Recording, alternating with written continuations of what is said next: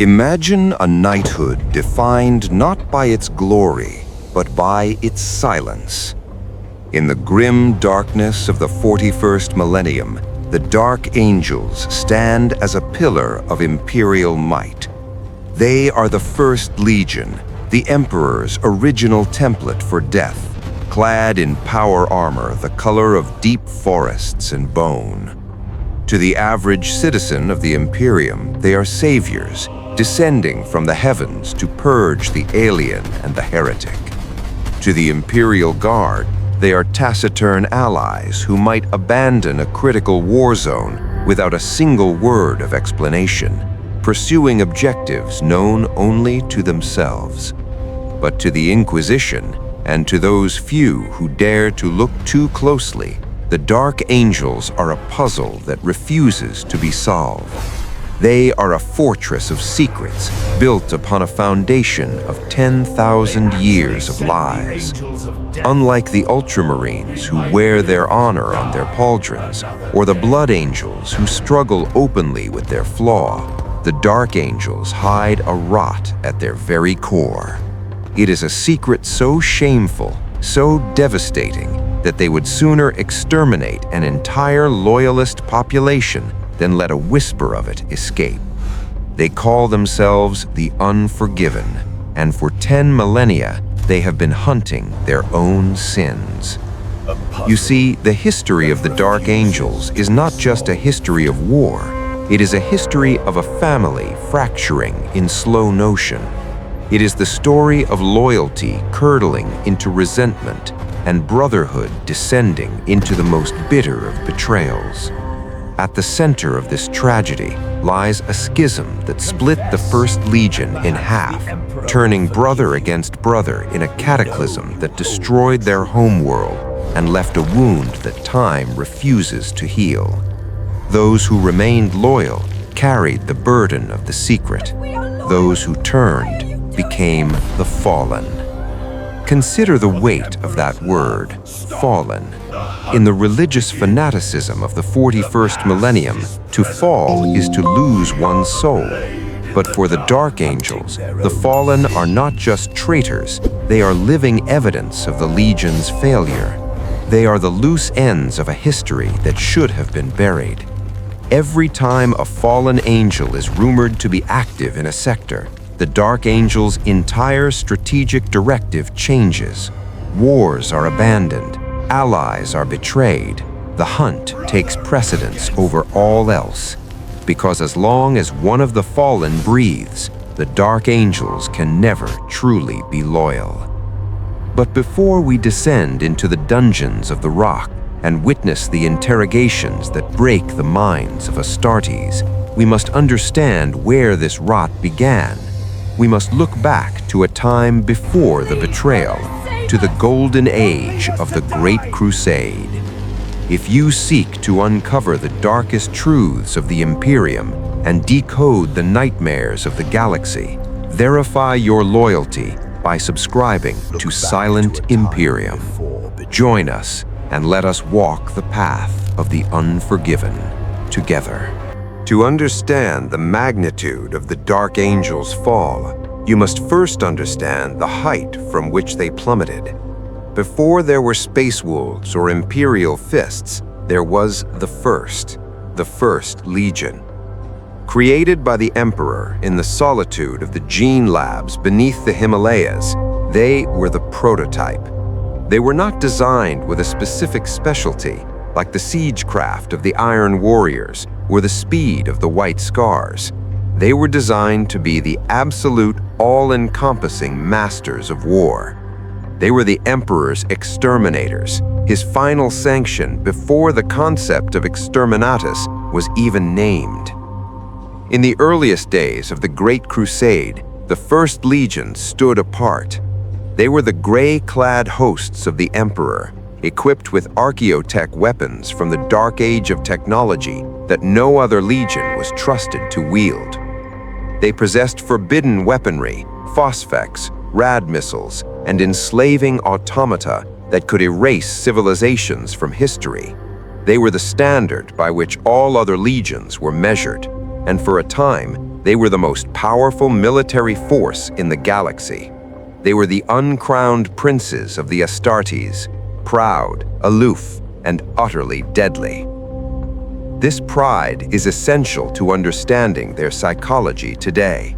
The Dark Angels know, deep in their gene seed, that they were meant to be the best. They were the Elder Brothers. This inherent superiority complex makes their secret shame even more unbearable. How could the first, the template of loyalty, be the one legion that failed so spectacularly to keep its own house in order? The contrast between their public image as the monastic, disciplined sons of the Lion and the private reality of their fractured history is the engine that drives their paranoia.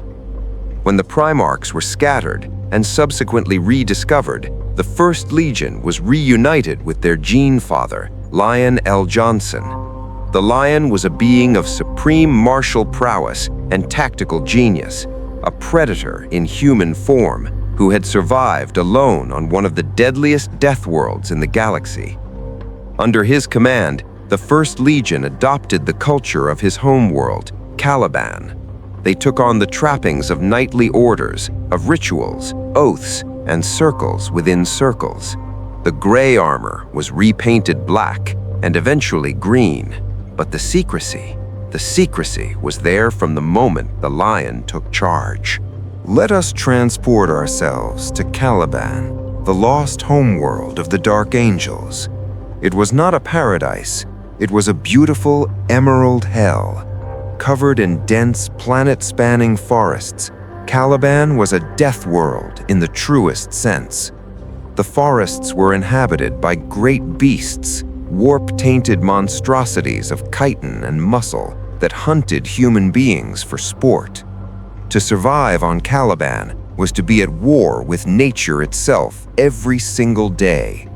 The human population lived in feudal fortresses, massive stone keeps that rose above the tree line, isolating themselves from the predation below. In this environment, society evolved into a structure of knightly orders. These were not the chivalrous knights of romantic Terran fiction, clad in shining armor and rescuing damsels. These were hard, brutal warriors piloting primitive power armor, wielding chain swords and bolt pistols against nightmares. They were pragmatists. Honor was a survival mechanism. Trust was a currency more valuable than gold.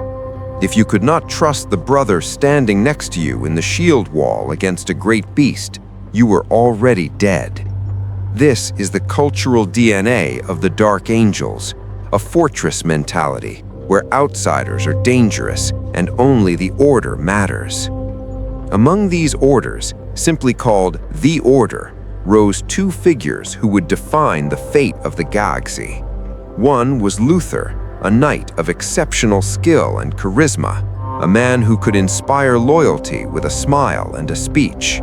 The other was the Lion, found in the forest as a feral child, having survived alone where grown armed men perished. The Lion was something other. Luther found him. Luther could have killed the beast child. Instead, he spared him. He named him Lion L. Jonson, the Lion, son of the forest. This moment is the seed of everything that followed. Luther brought the Lion into the Order. He taught the Primarch the ways of humanity, of language, of strategy. But the student quickly surpassed the master. The Lion grew at an unnatural rate, his intellect and strength eclipsing everyone around him, including Luther. In a matter of years, the Lion united all the knightly orders of Caliban and led a crusade that wiped the great beasts from the face of the planet. For the first time in history, Caliban was safe, and the Lion was proclaimed the supreme Grand Master of the Order. Luther, the man who had found him, the man who was like a father to him, stepped aside. He became the Lion's second in command. On the surface, it was a noble gesture of humility, but deep within the human heart, even the heart of a genetically enhanced knight, resentment finds fertile soil. Luther had been the hero of Caliban until the lion arrived. Now he was merely the handler of a god. The dynamic of the lion and the wolf was established, one supreme, one subservient. And in the grim darkness of the future, subservience is a bitter pill to swallow. We must pause here to dissect the tragedy of Luther, for he is not a cartoon villain twirling a mustache. He is perhaps one of the most human characters in this entire saga. Luther was great. By any standard of unaugmented humanity, he was a legend, but he was forced to live in the shadow of a demigod. Imagine spending your life striving for perfection, achieving it, and then watching someone effortlessly surpass your life's work simply by existing. The lion did not try to humiliate Luther. The lion simply was.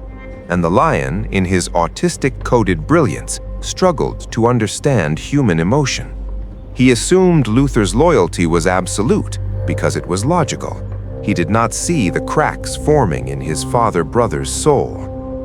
When the emperor arrived on Caliban and the First Legion was united with their Primarch, Luther was elevated to the status of a pseudo-Astartes. He was too old to undergo the full gene seed implantation, but through advanced bioalchemy, he was enhanced to be nearly their equal. Yet, nearly is the key word. He was not a true Space Marine. He was not a Primarch. He was, once again, caught in the middle, powerful enough to see the gap, but not powerful enough to bridge it. He became the second in command of the Dark Angels Legion, the Lion's right hand during the early years of the Great Crusade. Then came the incident at Sarash. A plot to assassinate the Lion was uncovered. Luther discovered a bomb aboard the Lion's flagship. For a split second, a microsecond of hesitation fueled by years of buried envy, Luther considered letting it detonate. He thought, if he dies, I am the master again.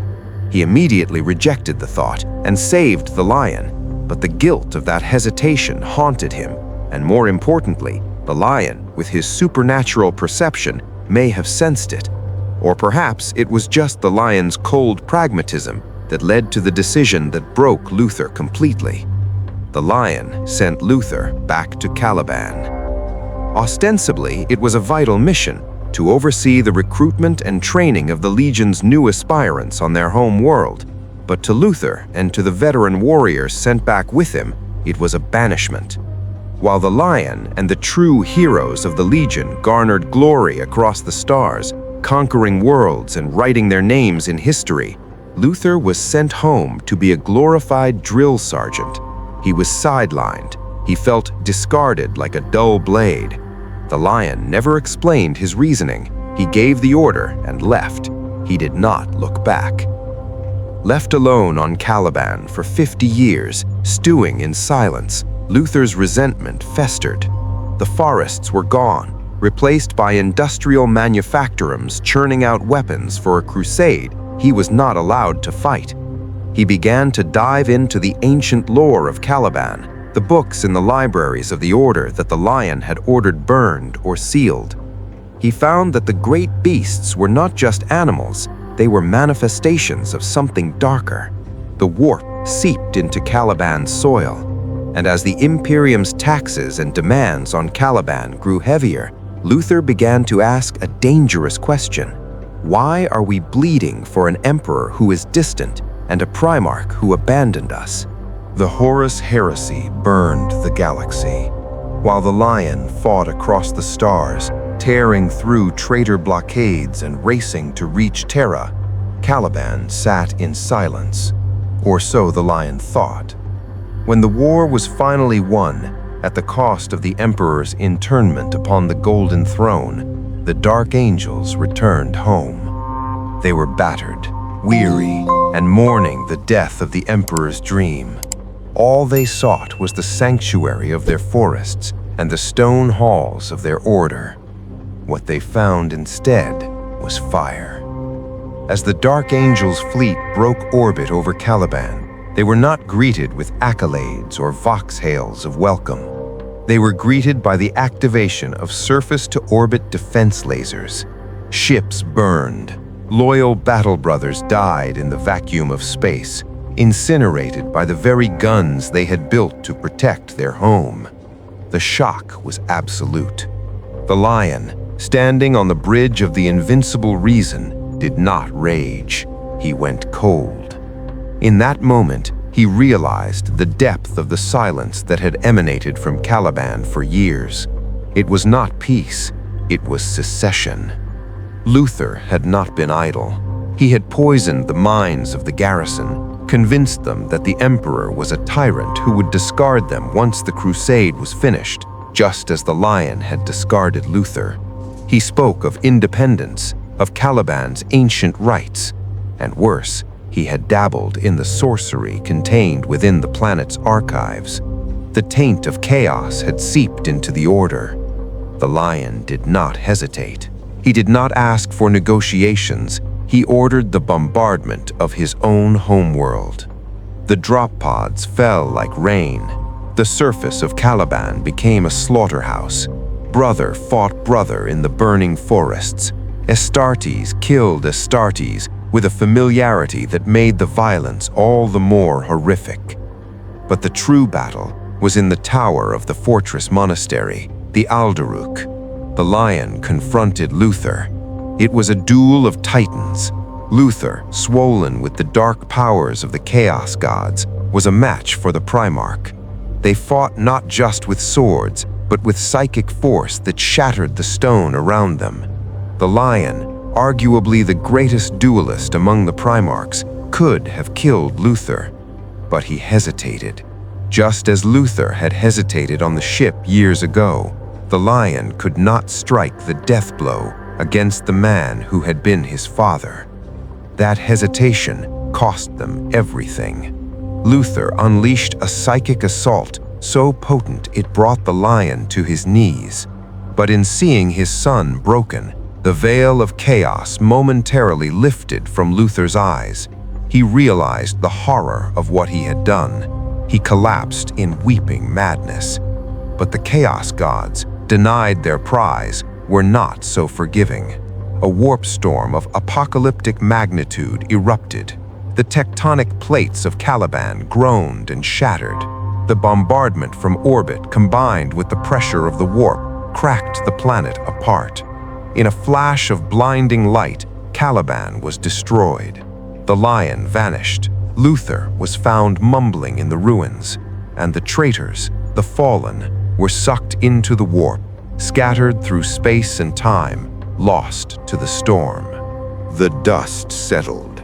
Caliban was gone. All that remained was a massive asteroid, a chunk of the planet held together by void shields and the stubborn refuse of the fortress monastery. This would become the Rock, the mobile home of the chapter. But the physical destruction was nothing compared to the spiritual wound. The loyal dark angels looked upon the wreckage and realized a terrifying truth. If the newly formed Imperium discovered that half their legion had turned traitor, they would be declared excommunicated traitores. They would be purged. The legacy of the first would be erased in shame. So they made a choice. They chose to lie. They chose to bury the truth so deep that it would become a new kind of religion. They reorganized themselves not just into a chapter, but into a conspiracy. The bulk of the chapter would know nothing, only that they were the finest warriors of the Emperor. But as a brother advanced in rank, as he proved his loyalty, he would be inducted into the inner circle. Layer by layer, the truth would be revealed. The existence of the fallen, the betrayal of Luther, the shame of the first. This is the burden of the inner circle. To be a master of the dark angels is to carry the weight of a sin you did not commit. It twists their logic. A dark angel commander will abandon a vital strategic objective, leaving Imperial Guard regiments to be slaughtered by orcs if he receives intel that a fallen angel is in the nearby system. To the outside observer, this is madness or cowardice. To the inner circle, it is the only thing that matters. The survival of the Imperium is secondary to the cleansing of their own soul. They are fighting a war against their own history, and they are losing. Stop for a moment. Consider the psychological toll of this existence. Imagine being a hero who can never tell the truth, a guardian who fears his own history more than the enemy. This deep analytical lore is what we specialize in here at Silent Imperium. If you want to continue decoding the darkest secrets of the first 41st millennium, make sure you are subscribed. Engage the notification bell. The Inquisition may miss these details, but we do not. Now let us turn to the most confusing piece of this puzzle. If the Fallen are the manifestation of the Dark Angel's shame, then Lord Cypher is the manifestation of their confusion.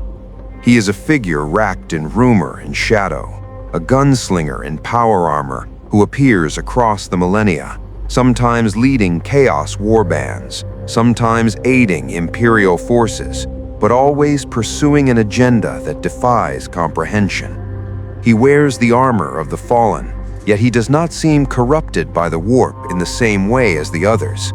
He is a relic of the old Caliban, a ghost of the order that was broken. Cypher is the most hunted being in the Dark Angel's records.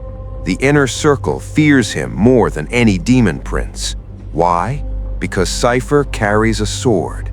Not just any sword. He carries a massive blade strapped to his back, a blade he never draws. It is the Lion Sword, the broken blade of the Primarch himself. The fact that this traitor, this pariah, bears the weapon of their father is a blasphemy that drives the Dark Angels into a frenzy. But here is the twist that keeps the Interrogator-Chaplains awake at night. Cypher does not act like a chaotic madman. There are whispers that he is heading for Terra. There is a theory, heretical, insane, yet plausible, that he intends to stand before the Golden Throne. Does he mean to kill the Emperor? Or does he mean to present the sword to the Emperor, seeking forgiveness for the Legion? Is he a villain? Or is he the only one who actually understands what needs to be done to save the Lion? The Dark Angels cannot take the chance. They hunt him relentlessly. But Cypher always escapes. He is the reminder that the line between traitor and loyalist is not a wall, but a thin, gray mist. To hunt monsters, one must create monsters. The Dark Angels have a specialized caste within their reclusium known as the Interrogator-Chaplains. These are not merely spiritual guides, they are torture smiths of the highest order. Their job is not to kill the fallen. Death is easy. Death is a release. The Dark Angels do not want the fallen to die. They want them to repent. They want them to scream their regret, to renounce the dark gods, to acknowledge the Lion as their true master before the end comes. The dungeons of the rock echo with screams that have lasted for weeks, months, sometimes years. The Interrogator-Chaplains use pain not for sadism, but as a tool of salvation. They believe that if a fallen angel dies unrepentant, his soul is lost to chaos forever, and the stain on the chapter remains. But if he repents, if he screams, "I am sorry," with his dying breath, then his soul is saved. He is granted the Emperor's peace, a quick death, and a black pearl is added to the chaplain's rosarius. It is a grim scoreboard. There are chaplains who have served for centuries and possess only 2 or 3 black pearls. Master Molakia, the greatest interrogator to ever live, died with 12 pearls, a record never matched. This highlights the terrifying resilience of the fallen. These are veterans of the long war. They do not break easily, and so the Dark Angels become darker. To break a monster, you must become something worse. The Interrogator-Chaplains are the embodiment of the phrase, "The road to hell is paved with good intentions." They torture to save. They destroy bodies to rescue souls. It is a horrific paradox that defines their existence. For 10,000 years, the Dark Angels operated under a singular, paralyzing fear. What if Father comes back? It was the nightmare scenario of every Supreme Grand Master. If Lion L. Jonson were to return and see what his legion had become, a paranoid, torture-happy cult obsessed with hiding the past, he would surely destroy them. They believed they were keeping the secret for him, but deep down, they feared they were keeping it from him. And then, in the darkness of the Arcs of Omen campaign, the nightmare became reality. The Lion returned. He did not return as the golden, youthful god of the Great Crusade. He returned older. His face is lined with the passage of time, his hair gray. His demeanor shifted from that of a predator to that of a weary king. He awoke in a galaxy that had gone to hell without the Emperor's light to guide it, and inevitably, he encountered the fallen. The inner circle held its breath. The entire narrative of the 41st millennium paused. This was the moment of judgment. According to 10 millennia of dogma, the Lion should have drawn his sword and executed every traitor on sight. Azrael, the Supreme Grand Master, prepared himself for the dissolution of the chapter. But the Lion did something that shattered the Dark Angel's understanding of the universe. He did not scream in rage. He did not execute. He listened. He met with Zabriel, a fallen angel who had been on the run for thousands of years. Zabriel expected death. Instead, he found a father who was willing to shoulder the blame. The Lion looked at his lost son and said the words that no Interrogator-Chaplain could ever comprehend. "Son, I failed you." In that moment, the entire moral foundation of the Dark Angels crumbled. The Lion recognized that the schism on Caliban was not a one-sided rebellion of pure evil, but a failure of leadership. He acknowledged that many of the fallen believed he had betrayed them. He realized that while some indeed had fallen to chaos and must be destroyed, many were simply soldiers following orders, lost in time, waiting for a command that never came. This revelation brings us to the concept of the Risen. This is the new name given by the Lion to those fallen who have rejected chaos and sworn loyalty to him once more. Imagine the sheer irony, the crushing grimdark humor of this situation. For 10,000 years, the Dark Angels have been kidnapping, torturing, and murdering these men to save their souls. They have blackened their own honor, abandoned allies, and slaughtered innocents to keep the secret. And now, the Lion returns and simply says, "You are forgiven." It renders the suffering of the last 10 millennia almost meaningless. All those screams in the dungeons, unnecessary. All those black pearls on the chaplain's rosaries, trophies of a mistake. The Dark Angels have been torturing their own brothers, not because the Lion wanted it, but because they were afraid. They projected their own insecurity onto their Primarch. They created a monster in their minds that did not exist. But this does not mean the story has a happy ending. This is Warhammer 40,000. The tension within the chapter is now at a breaking point. The inner circle, the chaplains and the masters, have spent their entire lives hunting these men. Can they suddenly stop? Can a chaplain who has flayed the skin off a fallen angel now stand shoulder to shoulder with him in the shield wall and call him brother? The Lion commands it, so they obey, but the distrust is palpable. The Risen are the Lion's personal guard, his forest, while the modern Dark Angels are the rigid, indoctrinated children who don't know how to react to their father's mercy. The secret is no longer a secret, but it is still a burden. The Lion has forbidden the inner circle from hunting the Risen, but the galaxy is vast. There are still fallen who are truly corrupted, who worship the dark gods. The hunt continues, but the target list has become infinitely more complex. The line between friend and foe is no longer green and black.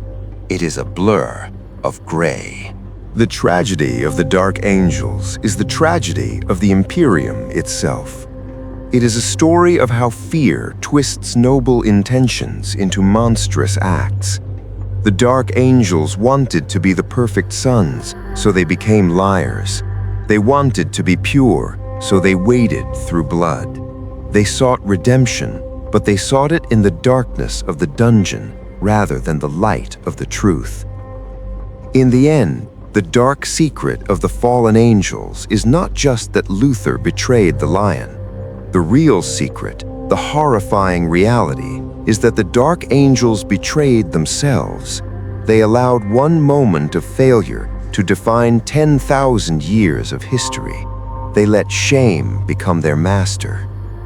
Now, with the Lion back, they have a chance to change.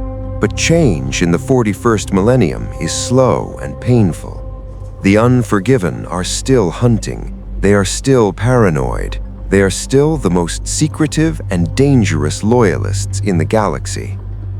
But perhaps, for the first time since the destruction of Caliban, there is a glimmer of something that isn't just duty. There is hope. But as any inhabitant of this grim, dark universe will tell you, hope is the first step on the road to disappointment. Until the Lion cleanses the last of the rot, until the final fallen is judged by the Primarch himself, the First Legion remains what they have always been, a magnificent, terrifying monument to the consequences of a family feud. This is the reality of the Dark Angels. They are the knights of the forest, lost in the woods of their own making. If you enjoyed this deep dive into the fractured psyche of the First Legion, if you want to understand the madness that drives the galaxy's greatest warriors, you know what to do. Subscribe to Silent Imperium. The Inquisition hides the truth. We decode it. I am Silent Imperium. The Emperor protects, but the Lion forgives. And that is the most dangerous thing of all.